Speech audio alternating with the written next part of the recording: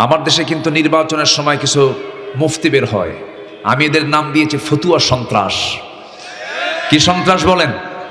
ফতুয়া সন্ত্রাস। নির্বাচন আসলেই এরা নতুন নতুন ফতুয়া দেয়, গণতন্ত্র হারাম, ভোট দেওয়া হারাম, এটা হারাম, ওটা হারাম, ওটা হারাম। ওদের কিতাবের নামই আছে কিতাবুল হারাম। ওরা নিজস্ব ওরা কোনো পথ তৈরি করে দেয় না, শুধু হারামের ফতুয়ায় আছে। এরকম আছে না নাই? আছে। সামনে গুরুত্বপূর্ণ একটা টাইম আসছে, জাতির প্রতিনিধিত্ব কারা করবে, জাতির নেতৃত্ব কারা দেবে। এক পক্ষ হয়েছে হলো বাতিল, আরেক পক্ষ হয়েছে হক। এক পক্ষ চাই আল্লাহর বিধান, আরেক পক্ষ চাই হলো মানুষের বিধান। ঠিক কিনা? এটাকে মাথায় রাখতে হবে। আমরা সর্বাঙ্গীনভাবে একটি সুন্দর কল্যাণময় রাষ্ট্র আমরা বাংলাদেশকে এইভাবে দেখতে চাই। জোরে বলি ইনশাআল্লাহ, আর জোরে বলি ইনশাআল্লাহ। 54 বছর যা দেখেছি ওই পুরাতন মোড়ক আর দেখতে চাই না। আমরা নতুন মোড়কে, ইসলামকে সব জায়গায় দেখতে চাই। রাজি আছেন কারা কারা? হাত উঁচু করে দেখান মুসলমান।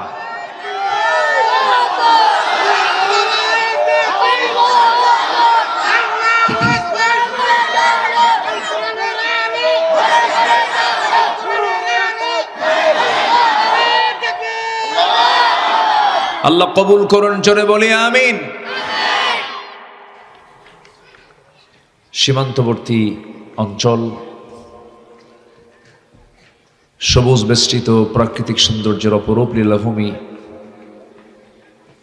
রাজশাহী অঞ্চলের নবাবগঞ্জ জেলার শিবগঞ্জ উপজেলার মর্দানা কেন্দ্রীয় গোরস্থান মাহফিল ইন্তেজামি কমিটি কর্তৃক আয়োজিত হাই স্কুল মাঠে অনুষ্ঠিত দিনের বেলা আয়োজিত আজকের এই ওয়াজ মাহফিল, দোয়া মাহফিলের সমাপনী দিবসের সম্মানিত সুযোগ্য সভাপতি জনাব মাস্টার আব্দুল বাকি, আজকের এই মহৎ আয়োজনের বরেণ্য প্রধান অতিথি, শিবগঞ্জের মাটি মানুষের হৃদয়ের স্পন্দন, নন্দিত আলেমে দ্বীন, গবেষক, শিক্ষাবিদ, দক্ষিণ এশিয়ার বৃহত্তম ইসলামী সংগঠন বাংলাদেশ জামাত ইসলামীর রাজশাহী মহানগরীর সম্মানিত আমির,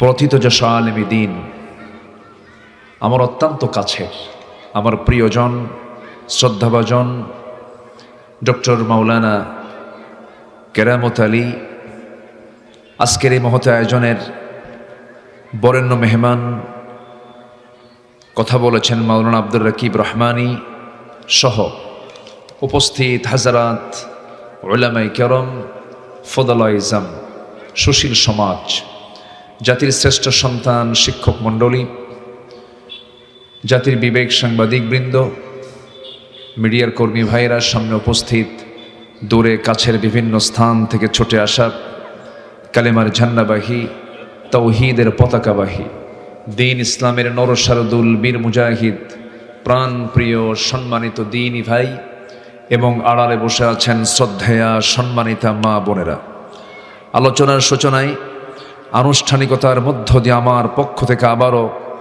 দিল খোলা সালাম, আসসালামু আলাইকুম ওয়া রাহমাতুল্লাহি ওয়া বারাকাতুহু। সালামের জবাব একটু দুর্বল মনে হলো, আসসালামু আলাইকুম ওয়া রাহমাতুল্লাহ।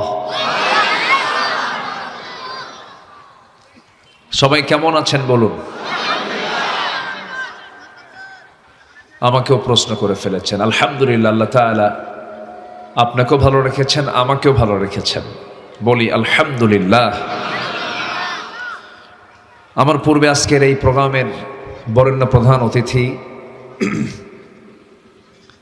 দু লাইনে সারগর্ভ নির্যাস কিছু কথা বলেছেন, যেটাই আমরা করি না কেন, আমরা ইসলামকে মানতে চাই। অপূর্ণাঙ্গ না পূর্ণাঙ্গ বলুন, কারণ আল্লাহ তাআলা যেটা দিয়েছেন এটা কি ইনকমপ্লিট না ফুল কমপ্লিট? ফুল কমপ্লিট, পরিপূর্ণ, মুকাম্মেলে নিজামে হায়া, পূর্ণাঙ্গ জীবন বিধান তিনি আমাকে আপনাকে দিয়েছেন, যার নাম হচ্ছে ইন্নাদ-দীনা ইনদাল্লাহিল ইসলাম। পিছনে আওয়াজ হচ্ছে, ওটা একটু খেয়াল করার চেষ্টা করেন, বাচ্চারা যেন কোনো ডিস্টার্ব না করে। সম্মানিত হাজিরিন, ইসলাম কোনো ব্যক্তির না, ইসলাম কোনো মস্তিষ্ক প্রসূত কোনো বিধান নয়। পৃথিবীতে যত বিধান, আইন, কানুন আছে, এগুলোর ভিতরে অপূর্ণতা, ব্যর্থতা, অসম্পূর্ণতা আছে। অ্যাকসেপ্ট দ্য ইসলাম, একমাত্র ইসলাম যার মধ্যে কোনো ব্যর্থতা, অপূর্ণতা, অপূর্ণাঙ্গতা, অপ্রাসঙ্গিকতা, অপ্রয়োজনীয়তা কোনো কিছু নেই। তার নাম কি বলুন? একটু জোরে বলুন, আর একটু জোরে বলুন। সেই ইসলাম থাকবে এক জায়গায় না সব জায়গায়? আমার দেশে কি সব জায়গায় ইসলাম আছে? সব জায়গায় ইসলাম আছে? আমরা ইসলামকে বুঝতে হলে আমাদের কোরআনের দিকে তাকাতে হবে। কোরআন, এই কোরআনটা আমরা দেখতে পাচ্ছি। এই কোরআনের উপরে যদি কেউ বঙ্কিম, শরৎচন্দ্র অথবা রবি ঠাকুর অথবা আমাদের কাজী নজরুল ইসলাম, গোলাম মুস্তফা, এই সমস্ত লেখক কবিদের যদি কোনো বই যদি কোরআনের উপরে যদি রেখে দেওয়া হয়, আমরা কি মানব? কি মনে করব? এটা বেমানান, এটা অসম্মান মনে করব। কেন? যে না, এই কিতাবের উপর অন্য কোনো কিতাব এটা মানায় না। যদিও রাখা যেতে পারে, হয়তো কেউ যদি প্রশ্ন করে, কিন্তু এটা মানায় না। এটা কি মানায় না? তো সাধারণ একটা কাগজের গ্রন্থ, কাগজ দিয়ে মোড়ানো কোরআনের উপরে যদি কোনো বই আমরা রাখতে যদি মানে এটাকে অসম্মান বোধ যদি হয়, যদি আমাদের কাছে এটা আপত্তিকর মনে হয়, তাহলে আমার বাংলাদেশে এই 54 বছরে যে আইন দিয়ে সমাজ রাষ্ট্র পরিচালিত হয়েছে, কোরআনের না মানুষের? আইন তো দু প্রকার, একটা হচ্ছে মানুষের, আরেকটা কার? আল্লাহ। তাহলে এই সমাজ রাষ্ট্র পরিচালিত হয়েছে আল্লাহর আইন দিয়ে না মানুষের আইন দিয়ে? তাহলে মানুষের আইনটা কি কোরআনের নিচে ছিল না উপরে ছিল? বলেন বলেন বলেন বলেন। তাহলে মানুষের আইনটা কোরআনের উপরে। এখনো ছিল তো আছে, এখনো কি আছে? ছিল, আছে, কিন্তু থাকতে দেব না আমরা। এটাই হচ্ছে কাজ আমাদের। কি কথা কি বুঝতে পারছি? আমরা থাকতে দেব না। থাকতে না দেওয়ার দায়িত্ব পালন করেছেন আম্বিয়া কেরাম। যদি বলা হয় কোরআন, তুমি বলো তো কোরআন তুমি রাসূলকে কেন পাঠিয়েছ? কোরআন তুমি বলে দাও। আল্লাহ রাব্বুল আলামিন দু জায়গায় বলেছেন, হুয়াল্লাযী আরসালা রাসূলাহু বিল হুদা ওয়া দীনিল হক লিইয়ুযহিরাহু আলাদ-দীনি কুল্লিহি ওয়া কাফা বিল্লাহি শাহীদা। আরেক জায়গায় বলছেন, ওয়ালাউ কারিহাল মুশরিকুন। জোরে বলুন আল্লাহু আকবার। রাসূলকে কেন পাঠানো হলো? মূল লক্ষ্য ছিল পৃথিবীর যত আইন কানুন আছে, যা উপরে ছিল সবগুলোকে কি নিচে দিয়া, ওগুলোকে পরাজিত করে লিইয়ুযহিরাহু আলাদ-দীনি কুল্লিহি, সকল দ্বীনের উপরে আল্লাহর দ্বীনকে বিজয়ী করার জন্য আমি রাসূলকে দুনিয়াতে পাঠিয়েছি। জোরে কোন সুবহানাল্লাহ। তাহলে সূরা সফ আর সূরাতুল ফাতহ, এই দুটো সূরার এই দুটো আয়াতকে কেউ কি বাদ দিতে পারবেন? আসতে বলবেন, বাদ দিতে পারবেন? আমার দেশে কিন্তু নির্বাচনের সময় কিছু মুফতি বের হয়, আমি এদের নাম দিয়েছি ফতুয়া সন্ত্রাস। কি সন্ত্রাস বলেন? ফতুয়া সন্ত্রাস। নির্বাচন আসলেই এরা নতুন নতুন ফতুয়া দেয়, গণতন্ত্র হারাম, ভোট দেওয়া হারাম, এটা হারাম, ওটা হারাম, ওটা হারাম। ওদের কিতাবের নামই আছে কিতাবুল হারাম। ওরা নিজস্ব ওরা কোনো পথ তৈরি করে দেয় না, শুধু হারামের ফতুয়ায় আছে। এরকম আছে না নাই? আছে। সামনে গুরুত্বপূর্ণ একটা টাইম আসছে, জাতির প্রতিনিধিত্ব কারা করবে, জাতির নেতৃত্ব কারা দেবে। এক পক্ষ হয়েছে হলো বাতিল, আরেক পক্ষ হয়েছে হক। এক পক্ষ চাই আল্লাহর বিধান, আরেক পক্ষ চাই হলো মানুষের বিধান। ঠিক কিনা? এটাকে মাথায় রাখতে হবে। আমরা সর্বাঙ্গীনভাবে একটি সুন্দর কল্যাণময় রাষ্ট্র আমরা বাংলাদেশকে এইভাবে দেখতে চাই। জোরে বলি ইনশাআল্লাহ, আর জোরে বলি ইনশাআল্লাহ। 54 বছর যা দেখেছি ওই পুরাতন মোড়ক আর দেখতে চাই না। আমরা নতুন মোড়কে ইসলামকে সব জায়গায় দেখতে চাই। রাজি আছেন কারা কারা? হাত উঁচু করে দেখান মুসলমান।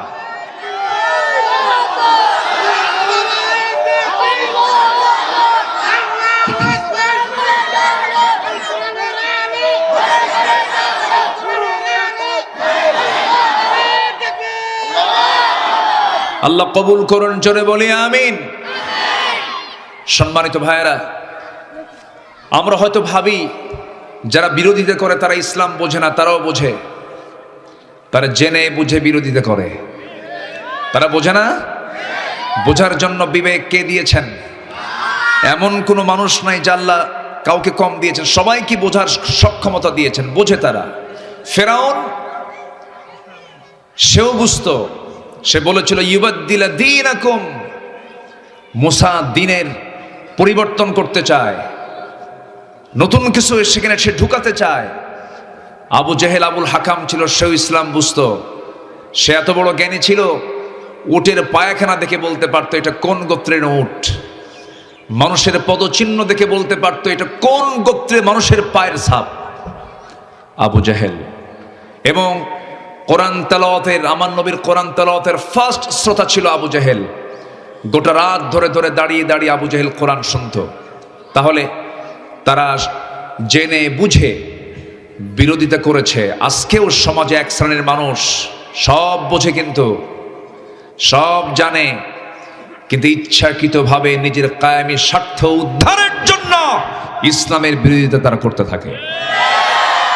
সব বোঝে। বোঝার মতো জ্ঞান কে দিয়েছেন? আল্লাহ দিয়েছেন। সবচাইতে বেশি বুঝতো শয়তান না? শয়তান কি কম বুঝে? আচ্ছা, চোরের বুদ্ধি বেশি না বাড়িওয়ালার বুদ্ধি বেশি বলেন? ভালো করে কম। চোরের বুদ্ধি কম? চোরের বুদ্ধি কম ভাবতেছেন আপনি?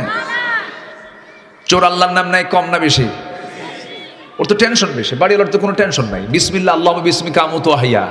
আর চোর তো ঢুকতি না, কতবার আল্লাহ শুরু করে, আল্লাহ আল্লাহ আল্লাহ, ধরা যেন না পড়ি। সম্মানিত ভাইয়েরা, সবাইকে আল্লাহ পাক বুঝ দিয়েছেন। এখন বিষয়টা হলো, হেদায়েত তো সবার কপালে নাই। হেদায়েত কি সবার কপালে আছে? একটা মহল, একটা গোষ্ঠী তারা বিরোধিতা করবেই।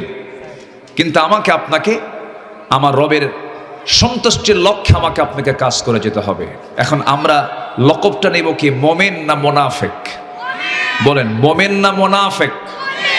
ফাসেক না মুসলিম? বলেন, ফাসেক না মুসলিম? মুশরিক না মুসলিম? জালেম না মুমিন? মুমিন। তাহলে আল্লাহ বিভিন্ন ভাষায় বান্দাকে সম্বোধন করেছেন।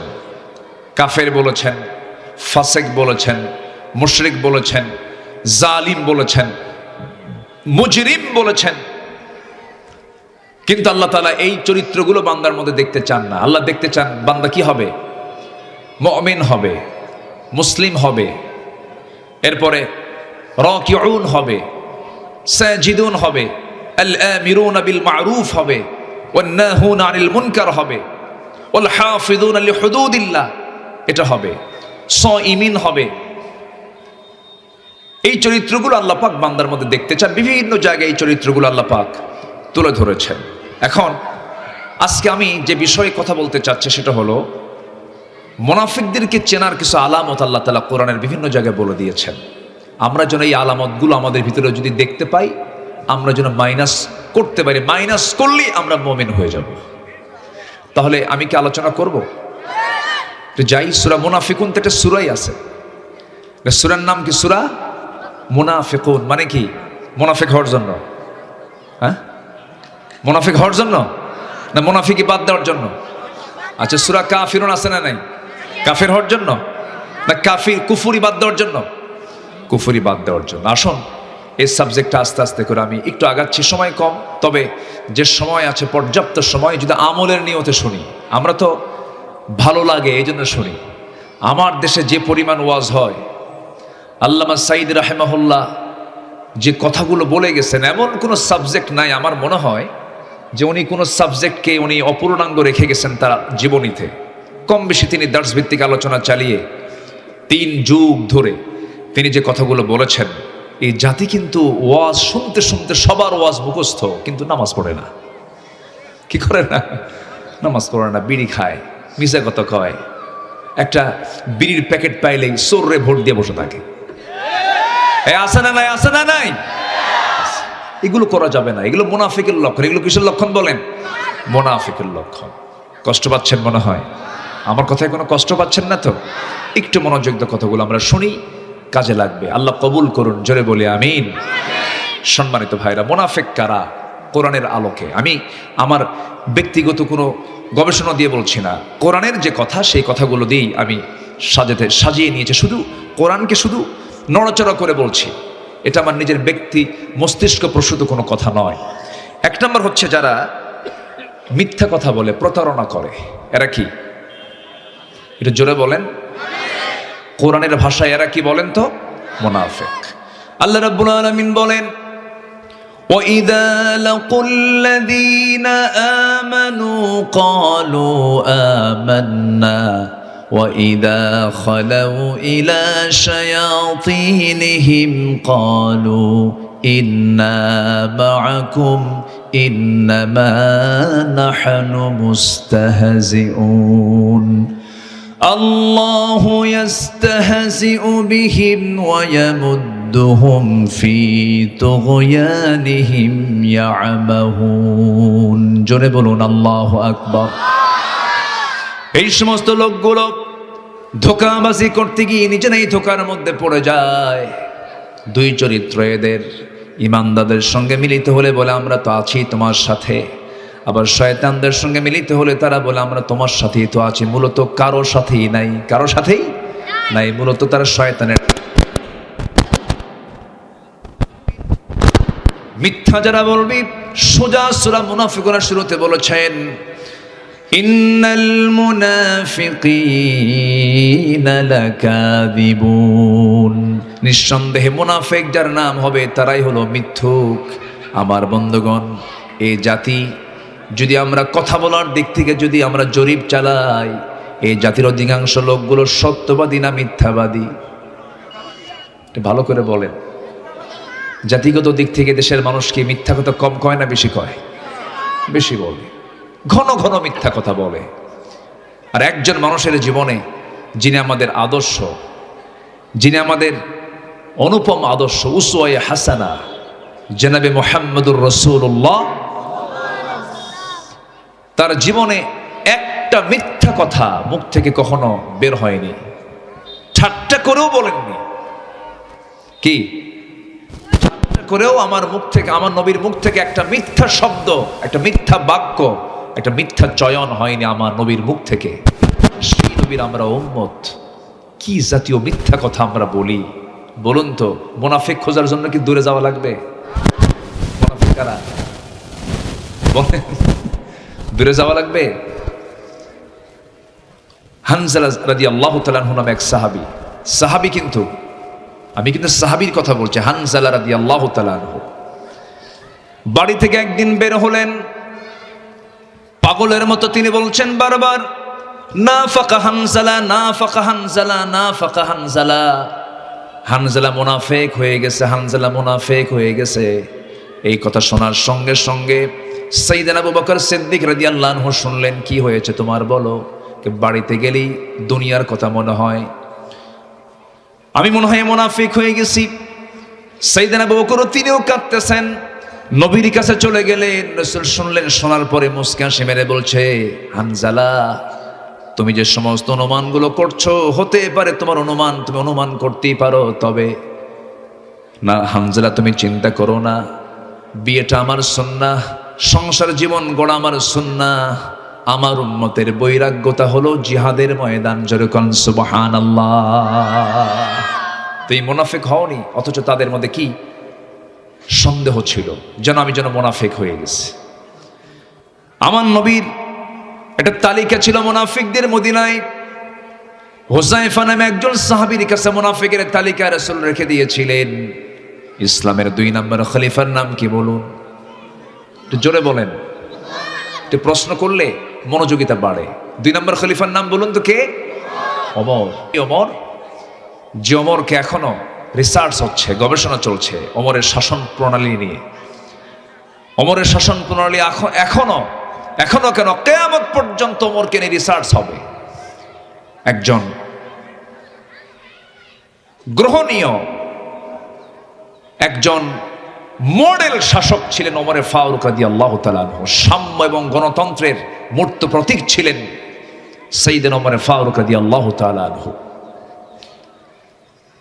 সম্মানিত ভাইয়েরা, এই এত দামি একজন সাহাবী, তিনিও ওই সাহাবীর কাছে গিয়ে বলছেন, যার কাছে মুনাফিকের তালিকা আছে, কেঁদে কেঁদে গিয়ে বলছেন, ভাই হুযায়ফা শোনো, আমার ঘুম আসতেছে না, আমি কেমন যেন ছটফট করছি, আমার মন বলছে আমি মনে হয় মুনাফিক হয়ে গেছি। দেখো তো আমার নবীজি যে মুনাফিকদের তালিকা দিয়েছেন সেই তালিকার মধ্যে আমি ওমর, আমার নামটা আছে কিনা।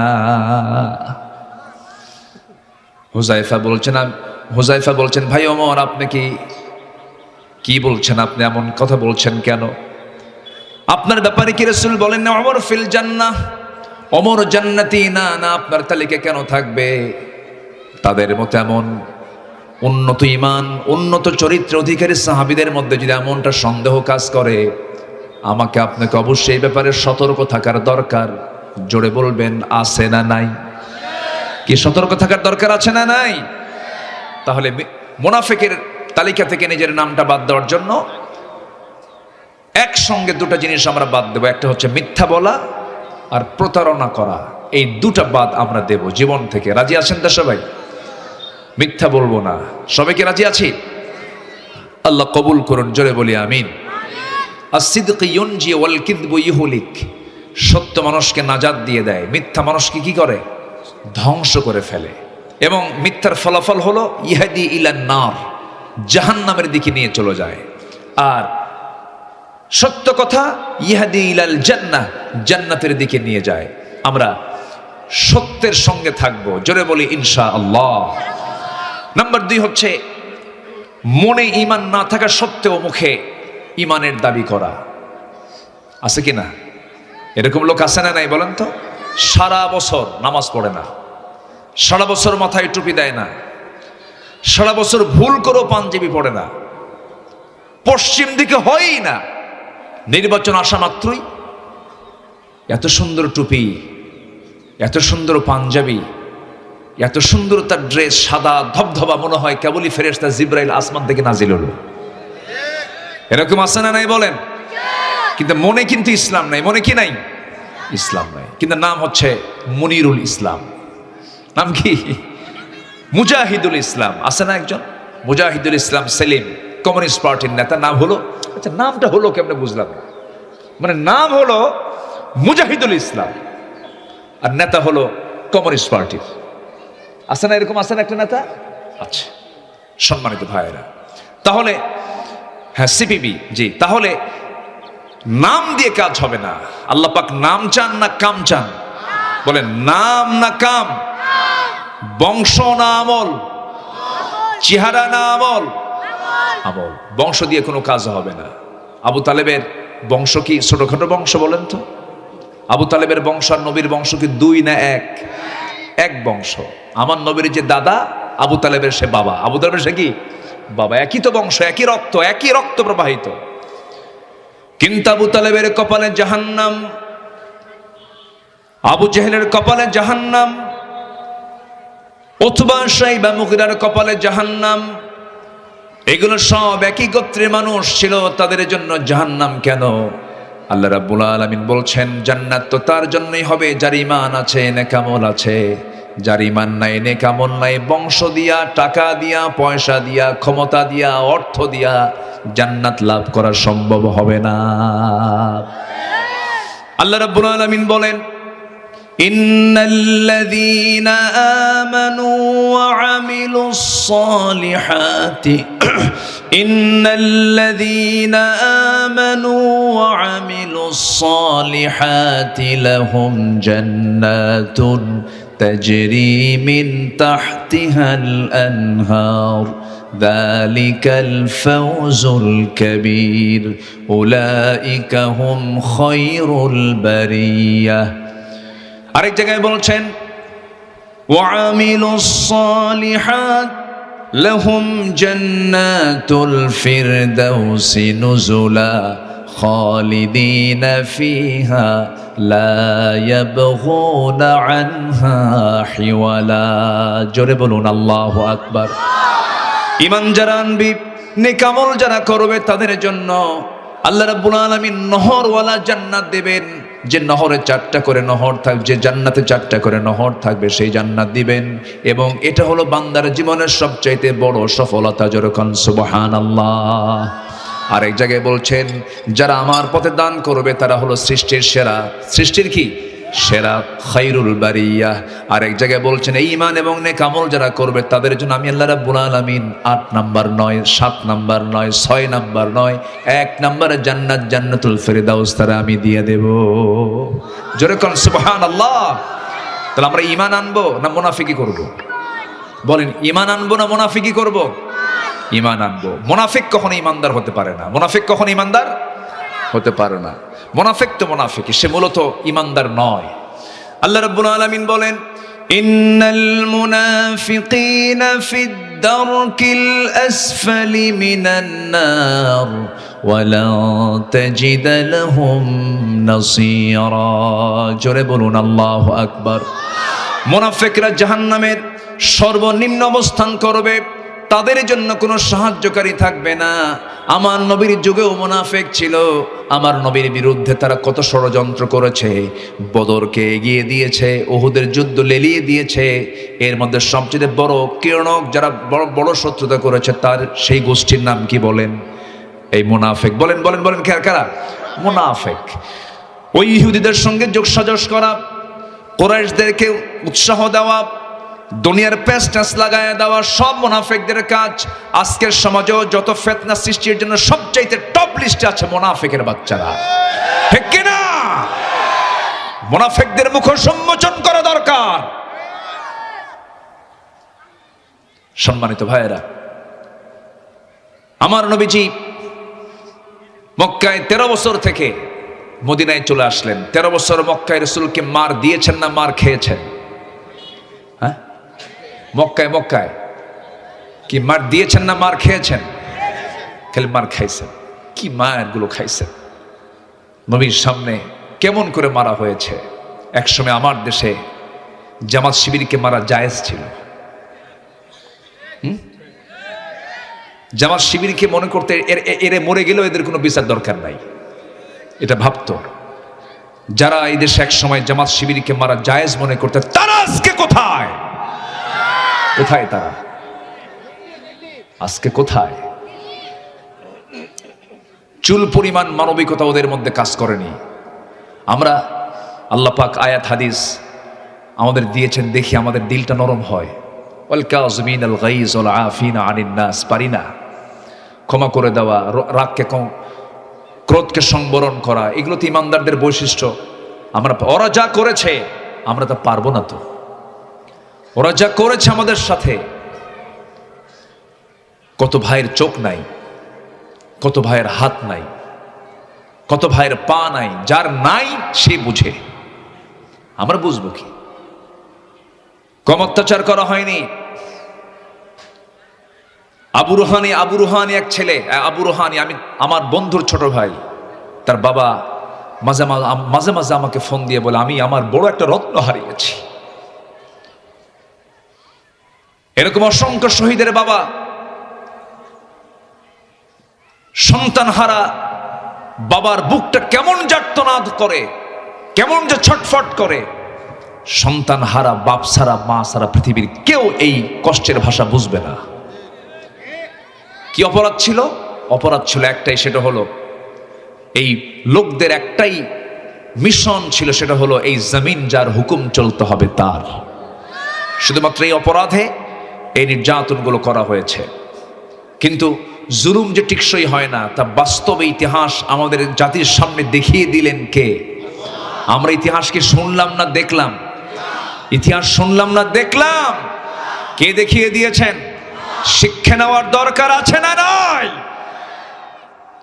শিক্ষা নিন, নচেত ইল্লা তানফিরু ইউআযিবুকুম আযাবান আলীমান ওয়া ইস্তাবদিল কওমান গায়রাকুম ওয়া লা তাদুররুহু শাইআ। আবার তারা ফিরে আসবে কিন্তু যদি আমি কোমর সোজা করে না দাঁড়াতে পারি। ঠিক কিনা বলেন? আমাদের দাঁড়াতে হবে। এই হুকুম কে দিয়েছেন? কুম ফানজির রাব্বাকা ফাকাব্বির ওয়া সিয়াবাকা ফাতাহহির ওয়ার রুজজা ফাহজুর। সম্মানিত ভাইয়েরা, আমার নবীর মক্কায় 13 বছর তিনি মার খেলেন, আর মদিনার 10 বছর মার খাইছেন না মার দিছেন? কিছুই কয় না।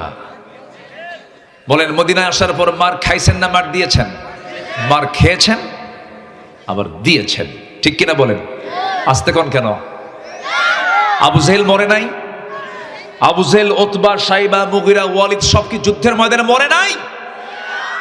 না মারলে মরছে নাকি?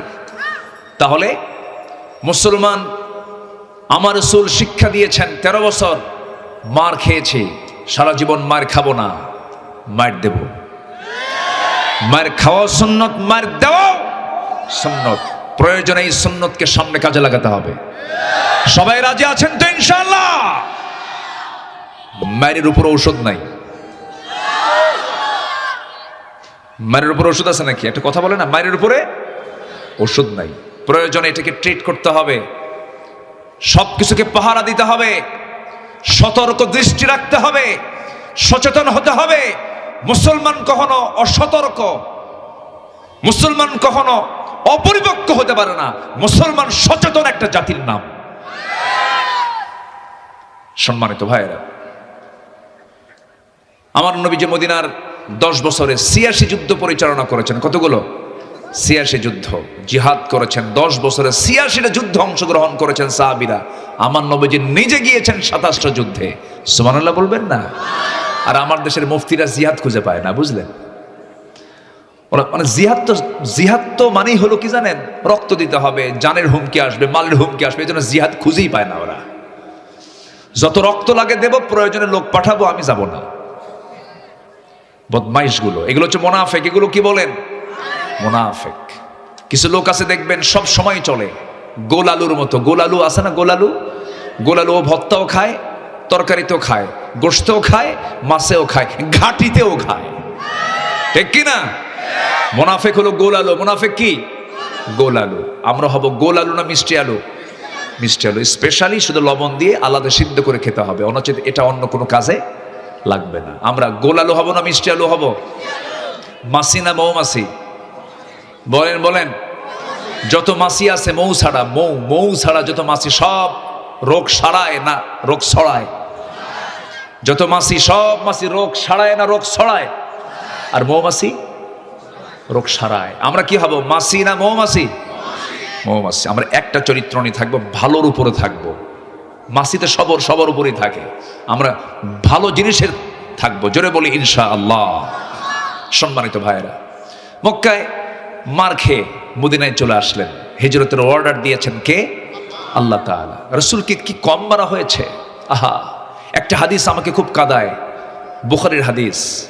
আমার নবীজি মদিনার মক্কার চত্বরে, কাবার চত্বরে আমার নবীজি দাঁড়িয়ে দাঁড়িয়ে নামাজে দাঁড়িয়ে গেছেন, রুকু করছেন, সেজদা দিচ্ছিলেন। আমার নবীজিকে সেই সময় কাছে পেয়ে কাফের মুশরিকরা মারতে মারতে রক্তাক্ত করে ফেলে দিল। নবীজি রুকুতে চলে গেলেন। নবীজি রুকুতে যাওয়ার সঙ্গে সঙ্গেই উটের পচা নারী ভুঁড়ি পিঠে চাপায়া দিয়েছে। আমার নবীজি মুখ থুবড়ে জমিনে পড়ে গেলেন। নবীর পাশে কেউ নাই। মুখ থুবড়ে পড়ে যাওয়ার পর উটের পচা নারী ভুঁড়ি চাপিয়ে দিয়েছে। রাসূল আর উঠতে পারছেন না, বিশাল ওজনের সেই পচা নারী ভুঁড়ি চাপায়া দিয়েছে। ফাতিমা রাদিয়াল্লাহু তাআলা আনহা সেই সময় দৌড় মেরে গিয়ে নবীজির পিঠ থেকে পচা সেই নারী ভুঁড়িগুলো সরাইয়া দিলেন। রাসূল সেখান থেকে উঠে দাঁড়ালেন। সেই দিন দাঁড়িয়ে আমার নবীজি দুহাত তুলে কখনো রাসূল কখনো লানত করতেন না, রাসূল কখনো অভিযোগ করতেন না, রাসূল কখনো লানত সহজে করতেন না। সেই দিন তিনি বললেন, আল্লাহ, আজকে তোমার হক আদায় করতে নিয়া, তোমার হক পরিপূর্ণরূপে আদায় করতে নিয়ে আজকে আমাকে যারা বাধাগ্রস্ত করলো, যারা রুকু দিতে সেজদা দিতে যারা আমাকে বাধাগ্রস্ত করলো, আল্লাহ তুমি তাদের প্রতি লানত নাজিল করো, তাদের প্রতি অভিসম্পাত তুমি তাদের প্রতি গজব দিয়ে দাও। এই দোয়াটা করলেন আমার নবী মুহাম্মদ সাল্লাল্লাহু আলাইহি ওয়াসাল্লাম। সেই দিন যতগুলো কাফেরের নাম নিয়েছিলেন, ওয়ালিদ, এরপরে আবু জেহেল, উতবা, শাইবা, মুগিরা, ওয়ালিদ, সবার নাম 7 থেকে 8 জন সেই কুরাইশ নেতার নাম বলার পর আমার নবী দোয়া সম্পন্ন করেছেন। সেই দিনের দোয়ায় রাসূল যতগুলো নাম নিয়েছিলেন সবগুলো বদরের দিন কুকুর সিগালের মতো দুনিয়া থেকে বিদায় হয়ে গেছে। আল্লাহু আকবার বলেন। সে আল্লাহ এখনো আছেন না নাই? আসতে বলবেন না, আছেন না নাই? আল্লাহ এখনো আছেন, আল্লাহ এখনো আছেন। আমার ভাইরা, আমার নবীজি মদিনার 10 বছর, 1 বছর যেতে না যেতেই বদর যুদ্ধের ডাক চলে এলো। বদর যুদ্ধ যখন চলে এসেছে, আমার নবীজি শুনতে পেলেন কুরাইশ নেতারা লোহিত সাগরের পাশ দিয়ে ঘেসে ঘেসে তারা বদর প্রান্তর পর্যন্ত চলে এসেছে। এই আহ্বানটা করেছিল মূলত হলো এই মুনাফিক দলের লোকেরা, এরা যুদ্ধকে নিকটবর্তী করে ফেলেছিল। বদর চলে আসলো, উহুদ চলে আসলো, এগুলোর পিছনে সম্পূর্ণ ইন্ধন জুগিয়েছে হলো মুনাফিকেরা। কারা কারা কারা কারা?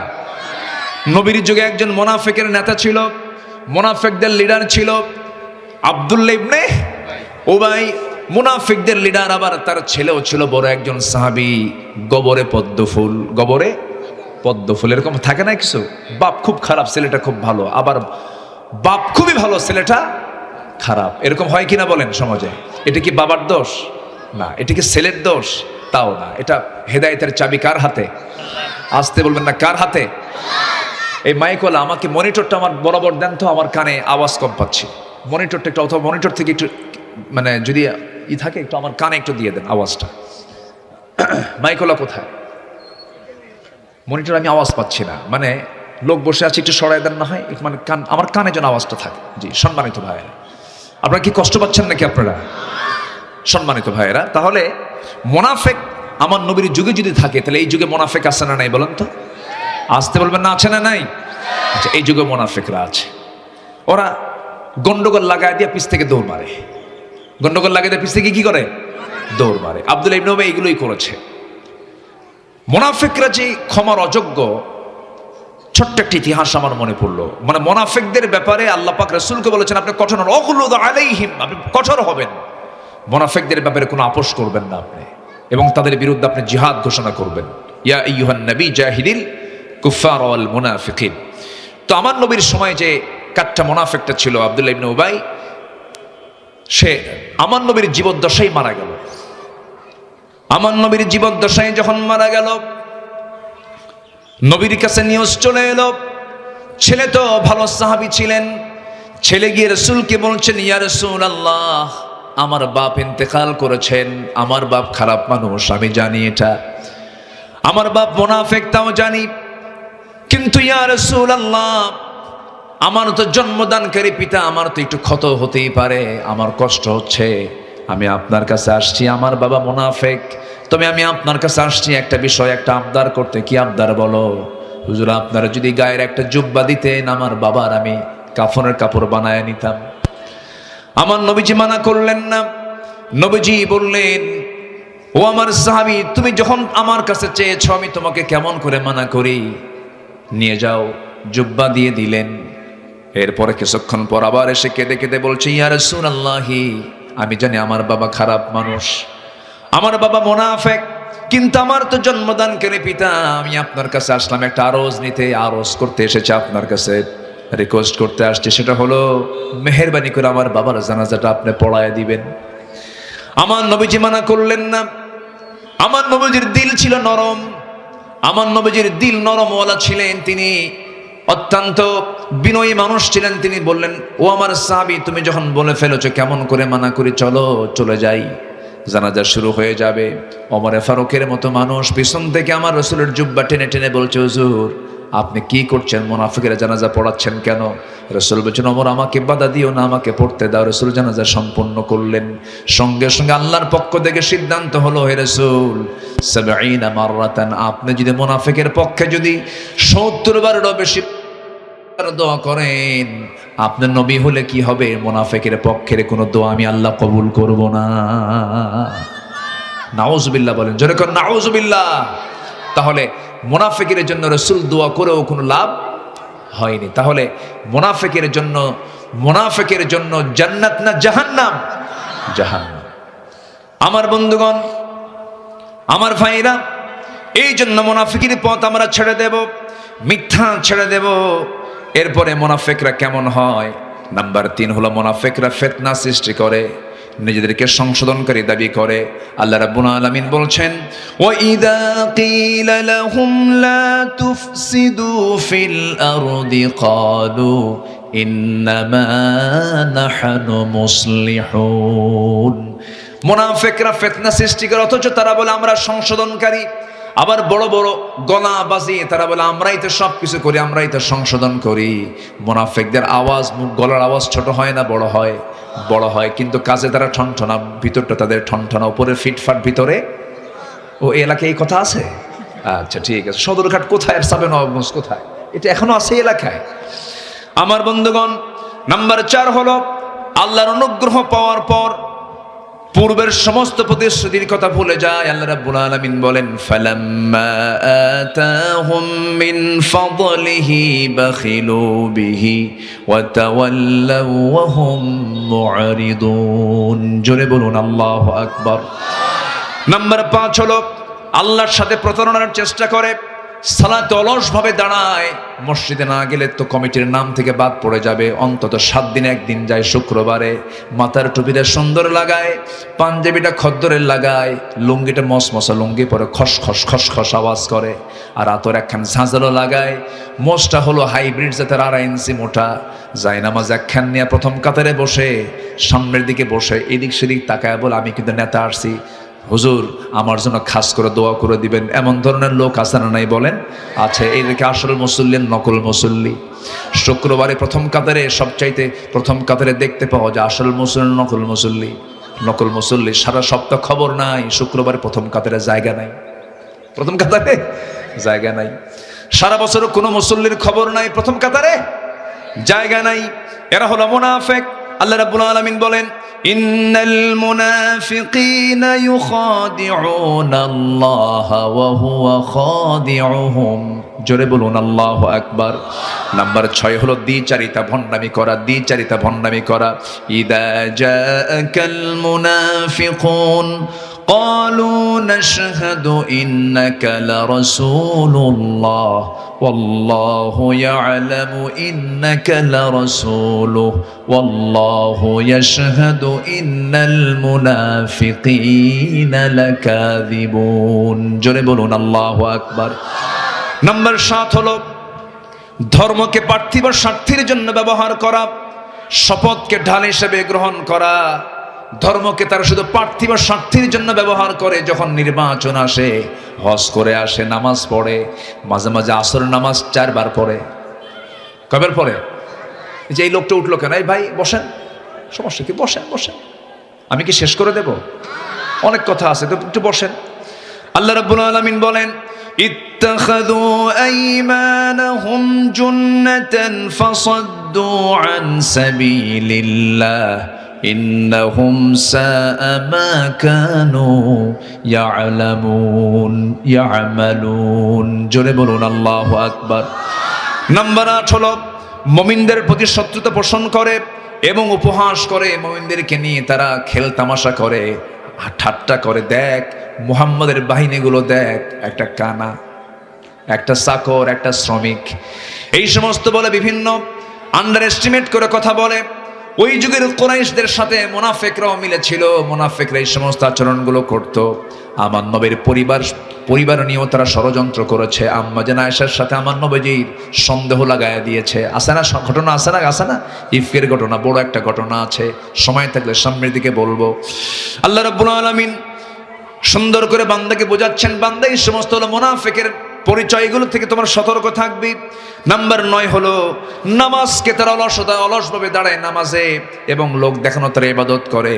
ওয়া ইদা কামু ইলাস সালাতি কামু কুসালা ইয়ারাউনান নাসা ওয়া লা ইয়াযকুরুনাল্লাহা ইল্লা কালিলা। জোরে বলুন আল্লাহু আকবার। নাম্বার 10 হলো দিনের ব্যাপারে সন্দেহ করে। দিনের ব্যাপারে কি করে? আমরা শরিয়া টরিয়া মানি না। আছে কিনা? আছে কিনা? এরকম আছে কিনা? বলেন আছে কিনা? আবুল সরকার কয় আল্লাহ কোরআনে 7 বার নাচতে কইছে, কুল আউযু বিরাব্বিন নাস মালিকিন নাস ইলাহিন নাস। অতএব তোরা সবাই নাচ। জোরে করে নাউযুবিল্লাহ। আর এত বড় ধৃষ্টতা, এত বড় একটা পাপাচার সে করলো, এত বড় একটা জঘন্য আচরণ সে করলো, এর পক্ষে কথা বলে ফরহাদ মাজাররা। ফরহাদ মাজাররা কথা বলে। কিছু রাজনীতিবিদ, সুশীল সমাজের দাবিদার, তারা বলে না, আবুল সরকারের ভাষা বোঝার মতো ক্ষমতা নাকি আলেমদের নাই। আবুল সরকারের মারিফতের ভাষা বোঝা নাকি খুব কঠিন, আমরা নাকি বুঝবো না। বুঝবো কি না বুঝবো, আম গাছের সঙ্গে বাইন্দা পিটলি ঠিক হয়ে যাবে সবকিছু। আস্তে কন কোন, জোরে কন, ঠিক কিনা?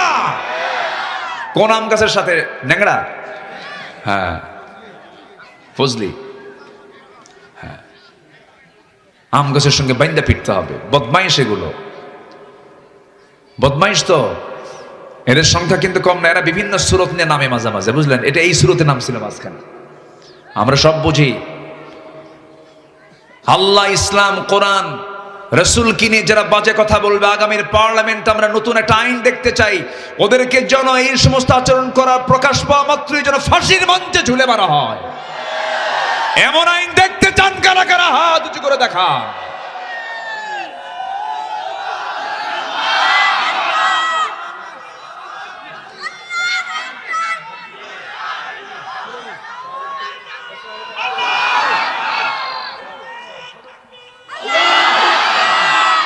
আল্লাহ কবুল করেন, জোরে বলে আমিন। নাম্বার 11 হলো সংকটের সময় মুমিনদের সাথে না থাকা। সংকটের সময় কাদের সাথে না থাকা? ইমানদারদের সঙ্গে মুনাফিকরা থাকে না। যখন সংকট সৃষ্টি হয় তখন পিছন থেকে কি করে? মারে দৌড়, সব পাঠায় দেয়, মিছিলের সামনে যায় না, পিছনে থাকে। বিপদ দেখলে পিছন দিয়ে মারে দৌড়। আছে কিনা? বলেন আছে কিনা? আছে কিনা? আছে। নাম্বার 12 হলো আল্লাহর পথের সংগ্রামে পিছিয়ে থাকা। আল্লাহর পথের সংগ্রামে কি থাকা? পিছিয়ে থাকা। এই জাতীয় লোক আছে কিনা বলেন? এই জাতীয় লোক আছে। কিন্তু পিছিয়ে থাকলে কি হয়? একটু একটা প্রসঙ্গ মনে পড়লো, ওইদিকে একটা প্রসঙ্গ আম্মা জান আয়েশার ব্যাপারে বলতে চেয়েছিলাম। বহুত প্রসঙ্গ বাদ পড়ে যাচ্ছে, সময় কম। নাম্বার 13 হলো ব্যক্তিগত সুবিধার জন্য ইসলাম গ্রহণ করা। ব্যক্তিগত সুবিধা আছে না? এরকম আছে না? নিজের ব্যক্তিগত সুবিধার স্বার্থের জন্য, স্বার্থ উদ্ধারের জন্য ইসলামকে গ্রহণ করে নেয়, কিন্তু স্বার্থ যখন উদ্ধার হয়ে যায় তখন ইসলাম আবার বাদ দিয়ে দেয়। আছে কিনা বলেন? আছে কিনা? আছে। এগুলো মুনাফিকদের আলামত। 14-15 একসঙ্গে হচ্ছে। তারা আল্লাহকে মূলত ভুলে থাকে এবং অসৎ কাজের তারা নির্দেশ দেয় এবং সৎ কাজের তারা বাধার সৃষ্টি করে। এটা হচ্ছে মুনাফিকদের বৈশিষ্ট্য। আল্লাহ পাক সুন্দর করে এক জায়গায় তাদের চরিত্র বুঝাইয়া দিচ্ছেন। আল্লাহ রাব্বুল আলামিন বলেন, المنافقون والمنافقات بعضهم من بعض يأمرون بالمنكر وينهون عن المعروف ويقبضون أيديهم نسوا الله فنسيهم إن المنافقين هم الفاسقون। কথা আল্লাহ পাক এখানে বলছেন, মুনাফিকরা পরস্পরের বন্ধু। এরা সৎ কাজের বাধা দেয়, অসৎ কাজের নির্দেশ করে এবং তারা কি করে? সাথে সাথে আল্লাহকে ভুলে যায়, আল্লাহকে ভুলে যাওয়ার ব্যবস্থাও করার চেষ্টা করে। আর আল্লাহ বলছেন মুনাফিকরাই হলো ফাসেক। ফাসেক যার নাম মুনাফিক তার নাম মুনাফিক, যার নাম ফাসেক তার নাম কি? ঠিক আছে না? কথা কি বুঝতেছেন আপনি আমার বন্ধুগণ? তাহলে মুনাফিকরা জিহাদের ময়দান থেকে পিছিয়ে থাকি। তারা মূলত যেতে চায় না, তারা প্যাঁচ লাগায় দিয়ে পিছন দিকে দৌড়ে আসতে চায়। উহুদের প্রেক্ষাপটের দিকে তাকান, নবীর সঙ্গে মুনাফিকরা কি আচরণ করে। রাসূল বললেন, মুনাফিক নামাজে চিহ্নিত হয় না, মুনাফিক চিনতে পেরেছে জিহাদের ময়দানে। ঠিক কিনা বলেন আমার বন্ধুগণ? আমার ভাইয়ের একটা ছোট্ট ইতিহাস মনে পড়ল। সূরা তাওবার নাম সবার জানা আছে, সূরা তাওবা নামে একটা সূরা আছে। ওয়ালা সালাসাতিল্লাযিনা খুল্লিফু, ওই তিন সাহাবী রাসূল আমার নবীজি বড় একটা সফরে বের হলেন, তাবুক অভিযান। হ্যাঁ, তাবুক অভিযানে বের হয়েছেন। 30,000 সৈন্য নিয়ে রওনা দিয়েছেন। রোমানদের বিরুদ্ধে যুদ্ধ হবে প্রস্তুতি নিয়ে তিনি রওনা দিয়েছেন। সব সাহাবী মদিনা থেকে তাবুক পর্যন্ত চলে গেছেন। যুদ্ধ হলো না, অভিযানে গেলেন, কিন্তু যুদ্ধ না করে আমার নবীজি 30,000 সৈন্য নিয়ে আবার মদিনায় ফিরে আসলেন। ফিরে এসে আমার নবীজি মদিনার মসজিদে বসে আছেন।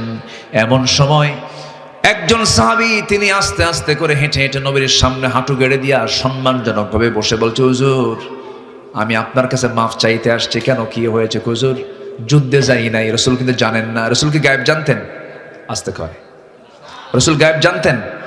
আল্লাহ পাক যা জানাতেন তিনি তা জানতেন, এছাড়া রাসূল কখনো গায়েব জানতেন না। আর আমার দেশের পীর সাহেবরা গায়েব জানে, বুঝলেন? আবার মাজারে গেলে নাকি অনেক কিছু পাওয়া যায়। ভোট শুরু হবে, কিছু কিছু এমপি পদপ্রার্থী আছে, ওরা মাজার শরীফে যায়, বাবা একটু দেখো, খেয়াল করো, এরকম আছে না? তাহলে ও শুরু করলো কি ঈমান দিয়ে না শিরিক দিয়া? কি দিয়ে শুরু করলো? শিরিক দিয়ে শুরু করলো। মুশরিকদের সমর্থন করা জায়েজ নাই। সম্মানিত ভাইয়েরা, তো আমার নবীজি বলেন, বলো তো কি হয়েছে? অনেক লম্বা হাদিস। কাব বিন মালিক রাদিয়াল্লাহু তাআলা আনহু তিনি বলছেন যে আমি তো যুদ্ধে যাই নাই। কেন যাও নাই? হুজুর ঢিলামি করেছি, অলসতা করিয়েছি, গড়িমসি শব্দ আছে কিনা এলাকায়? গড়িমসি করে ফেলেছি।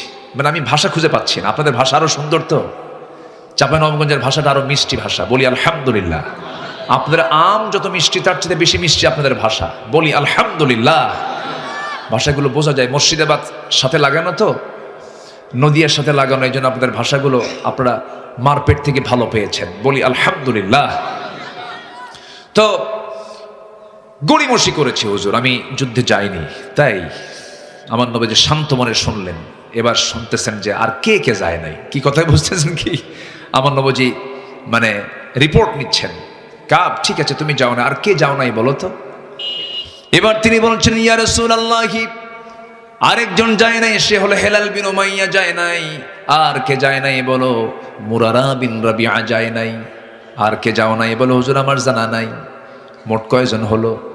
3 জন হয়ে গেল। আমার নবীজি বলছেন, কাব বিন মালিক আর কিছু বলতে চাও নাকি? না হুজুর ভুল হয়ে গেছে, আমারে মাফ করে দিয়েন। রাসূল বলেন, কাব বিন মালিক তুমি এখন আমার সামনে থেকে চলে যাও। মসজিদ থেকে তিনি বের হয়ে আসলেন।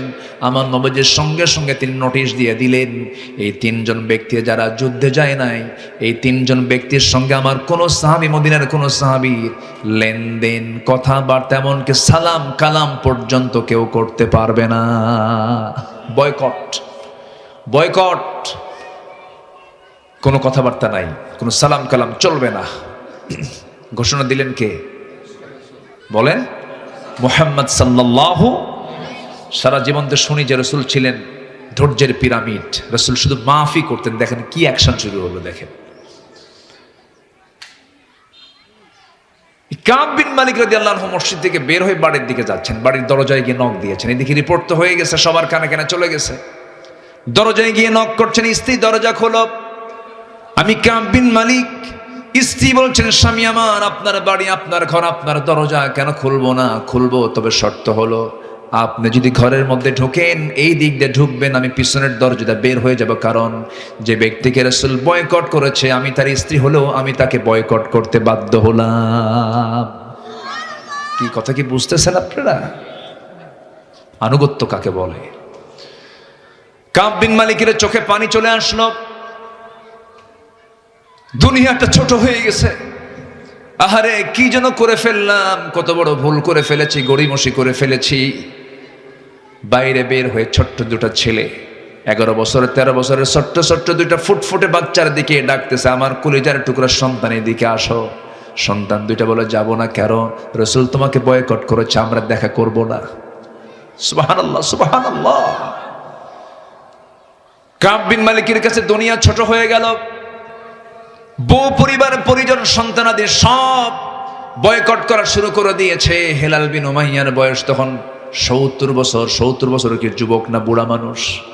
নবীর চাইতে বয়সে বড় হেলাল বিন উমাইয়া যখন শুনতে পেলেন, হারে কাঁদতে কাঁদতে বেকারার হয়ে গেলেন। বাড়ি থেকে একটা দড়ি হাতে নিলেন, সেই দড়িটা নিয়ে মসজিদ নববীর সামনে এসে একটা খুঁটির ভিতরে দড়িটার এক সাইড বাঁধলেন, বেঁধে দুটো হাত স্বেচ্ছায় বেঁধে মসজিদ নববীর দরজার সামনে খুঁটির সামনে বসে নিজেই বেঁধে ফেলেছেন। হেলাল বিন উমাইয়া, তোর মতো এমন কপাল পোড়া লোক আর কে আছে যার বিরুদ্ধে বিশ্বনবী বয়কটের ডাক দেয়? তোর মতো বড় আসামি আর কে আছে? স্বেচ্ছায় হাত বেঁধে বসে আছেন। সাহাবীরা মসজিদে ঢোকে সালাম দেন, কেউ সালামের জবাব দেয় না, সালাম দেন মুখটা ফিরায় নাই, কারণ নবীর হুকুম। কার হুকুম বলেন? নবীর হুকুম। লেনদেন চলে না, কথাবার্তাও চলে না, সব বন্ধ হয়ে গেছে। আরেকজন সাহাবী মুরারা বিন রাবিআ, তার কানে সংবাদ চলে গেছে, সব ছেড়ে দিয়ে তিনি চলে গেছেন পাহাড়িয়া অঞ্চলে। পাহাড়ি একটা গুহার ভিতরে ওই যে সিজদায় পড়ে পড়ে চোখের পানি ফেলে ফেলে কাঁদতেছেন, তওবা করছেন। চোখের পানি ফেলে ফেলে কাঁদতে কাঁদতে অস্থির হয়ে গেলেন। 40টা দিন পার হয়ে গেল, বেশ কিছু সময় চলে গেল। আমার নবীজি একদিন মসজিদ নববীর মধ্যে বসে আছেন, জিবরিল আমিন এসে বলছেন, ওয়ালা সালাসাতিল্লাযীনা খুলিফু, হে রাসূল, আপনি তিনজনকে যে মাফ করেন নাই, কিন্তু তাদের তওবাটা এত গভীর ছিল, আল্লাহ তাদেরকে মাফ করে দিয়েছে। জোরে বলে সুবহানাল্লাহ, আরো বলে সুবহানাল্লাহ। আমাদের ক্ষমার জায়গা কোনটা বলেন? কার দরবার বলেন? আমাদের ক্ষমার জায়গা কে? আল্লাহ। কেউ যদি না ক্ষমা করে আমাকে ক্ষমা করবেন কে? আমাকে যদি কেউ না দেয় আমাকে দিবেন কে? আমাকে যদি কেউ কোনো সুযোগ না দেয় আমাকে সুযোগ দিবেন কে? আমি গুনাহগার হলেও কার বান্দা, আমি পাপী হলেও কার বান্দা, আমি জুলুম করলেও কার বান্দা, আমি জেনা করলেও কার বান্দা। বান্দাটা কার? আমার পরিচয় কি ছোট নাকি বলেন? আমি আল্লাহর বান্দা। আমি কার বান্দা? এইভাবে মাঝে মাঝে আল্লাহর কাছে বলবে, আল্লাহ বলবো আমরা, আল্লাহ তুমি যদি না মাফ করো আমি কার কাছে চাবো? তুমি যদি আমাকে ক্ষমা না করো কার কাছে ক্ষমা চাবো? ক্ষমা চাওয়ার জায়গা তো তুমি আল্লাহ একটাই। আল্লাহ মাফ করে দাও, মাফ করে দাও। শেষরার মতো বলবো, বেহায়ার মতো বলবো। আল্লাহকে যত বেশি ডাকবো আমার আল্লাহ তত বেশি খুশি হয়ে যাবেন। জোরে বলেন সুবহানাল্লাহ। ওই তিন সাহাবী আল্লাহকে ডেকেছেন, বেহায়ার মতো ডেকেছেন, বারবার বলেছেন, আল্লাহ ভুল হয়ে গেছে, ভুল হয়ে গেছে, মাফ করে দাও। বারবার চাইতে চাইতে আল্লাহর দরবারে মঞ্জুর হয়ে গেছে। আমার নবীজি কেঁদে ফেললেন। আমার নবীজি আনন্দে কেঁদে ফেলে বলছেন, ও সাহাবীরা, তোমরা জানো নাকি আমি যে তিনজন সাহাবীকে মাফ করে না, যাদেরকে বয়কটের ডাক দিয়েছি, আমি না মাফ করলেও মাফের মালিক আল্লাহ রাব্বুল আলামিন তাদেরকে মাফ করে দিয়েছে। আমার রাসূল বলছেন, ওমর তাড়াতাড়ি আমার কাব বিন মালিককে ডেকে আনো। চলে গেছেন, দরজায় গিয়ে ডাকছে, কাব বিন মালিক বাড়িতে আছে নাকি? স্ত্রী উত্তর দিচ্ছে, কাব বিন মালিকের কোনো খবর আমার কাছে নাই, কারণ যার খবর রাসূল রাখে না তার খবর আমি তার বউ রাখি না। আল্লাহু আকবার বলেন। ইসলাম, ঈমান। বললেন কাব বিন মালিককে আল্লাহ পাক মাফ করে দিয়েছেন। খুব খুশি হয়ে গেলেন। আমার নবীজি জড়িয়ে ধরলেন, কাব, আল্লাহ তোমাকে মাফ করে দিয়েছেন। এখন এখানে প্রশ্ন হলো যে বলুন তো, রাসূল যে মাফ করে দিলেন না, তাবুক অভিযানে 30,000 সাহাবী গেছেন। কত হাজার? যায় নাই কয়জন? আচ্ছা, 30,000-এ 3 জন যায় নাই। 30,000-এ কয়জন? 3 জন যায় না, মাত্র 3 জন। আচ্ছা, এরপরে সে যুদ্ধ হয়ও নাই, সে যুদ্ধটা হয়ও নাই, যুদ্ধ বাস্তবায়ন হয়নি। তো যুদ্ধ বাস্তবায়ন হলো না। আবার মাত্র 3 জন, 30,000-এর ভিতরে মাত্র 3 জন যায় নাই। অথচ তাদেরকে কি রাসূল ছাড় দিয়েছেন? আসতে বলবেন, ছাড় দিয়েছেন। একামতে দিনের কাজে যারা পিছপা হবে, এই ইতিহাস তাদের জন্য বিশাল বড় শিক্ষা। প্রত্যেকটা ব্যক্তির জন্য একামতে দিনের কাজ করার দরকার আছে না নাই?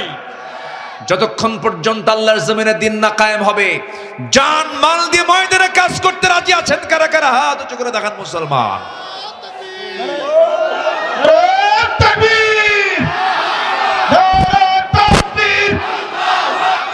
ইসলামের দুশমনেরা হুঁশিয়ার, সাবধান। সম্মানিত ভাইয়েরা, আমাদের মডেল খোঁজার জন্য পৃথিবীর কোথাও যাওয়া লাগবে না, আমাদের সব আছে। আমাদের সব মডেল আছে না নাই? লোকমানের মতো বাবা হব, দাউদের মতো পরিশ্রমী হও, মারিয়ামের মতো ধৈর্যশীলা মা হও, ধৈর্যশীলা বান্দি হও, রহিমার মতো প্রতিভক্ত হও, আয়েশার মতো শিক্ষিত হও, খাদিজার মতো নবীভক্ত হও, সুলাইমানের মতো ন্যায়বান শাসক হও, মুসার মতো সাহসী দায়ী হও, নূহের মতো ধৈর্যশীল দায়ী হও, ইউনুসের মতো বিপদে অধিক জাকির হও, অসুস্থকে নিয়ামত মনে করো, ইউনুসের মতো, আইয়ুবের মতো, আদমের মতো পারিবারিক রক্ষণশীল হও, ইউসুফের মতো পবিত্র হও, জেলে যাবার প্রস্তুতি নাও, আসিয়ার মতো হকের পক্ষে অনড় হও, নিজেকে কোরবানি করতে প্রস্তুত হও, আবু বকরের মতো দৃঢ়চিতা হও, ওমরের মতো সাহসী হও, ওসমানের মতো দানশীল হও, আলীর মতো লড়াকু সৈনিক হয়ে যাও। আমাদের কোথাও যাওয়ার দরকার, কোন চেতনায় বিশ্বাসী হওয়ার দরকার নাই। দুনিয়ার আতি পাতি বেনামাজি নোংরা চরিত্রের নেতৃত্ব আমরা মানি না। সেই নেতৃত্ব মানব যে নেতৃত্ব আমাদেরকে জান্নাতের দরজায় পৌঁছায় দেবে। আল্লাহ কবুল করুন, জোরে বলি আমিন। সময় কম, মাগরিবের আজান যখন তখন হয়ে যাবে। আজান কয়টায়? 25-এ আজান। তাহলে তো এখনো বহু সময় আছে। তো দিল্লি যাও, কলকাতা যাওয়া যায়, বহু সময় আছে। জি আলহামদুলিল্লাহ। আমি কি কথা বলবো? প্রয়োজন আজকে মাগরিব বাদ। হ্যাঁ আমি আছি, মাথায় আছে। খুব সুন্দর মানুষ আপনারা, খুব সুন্দর মানুষ আপনারা। আমি খুবই আনন্দিত। আমি যখন চাপাই আসি মনে হয় কি জানেন, আমি যেন মদিনায় আসছি জানেন। মানে এখানে ইসলাম আছে। এখানে কি আছে? চাপাই এক নম্বর বিষয় হলো চাপাই কি আছে? ইসলাম আছে। এখানে ইসলামের একটা গণজোয়ার আছে, গণভিত্তি আছে।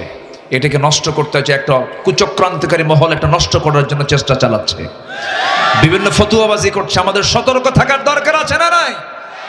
আমরা সতর্ক থাকবো, জোরে বলি ইনশাআল্লাহ। সম্মানিত ভাইয়েরা, আমি সময় ক্ষেপণ করতে পারছি না। মাগরিবের ফরজ নামাজ সময় থাকে কম, ওযু করতে হয়, নামাজ পড়তে হবে। কেউ উঠবেন না, দোয়া হবে। এটা হচ্ছে মূল।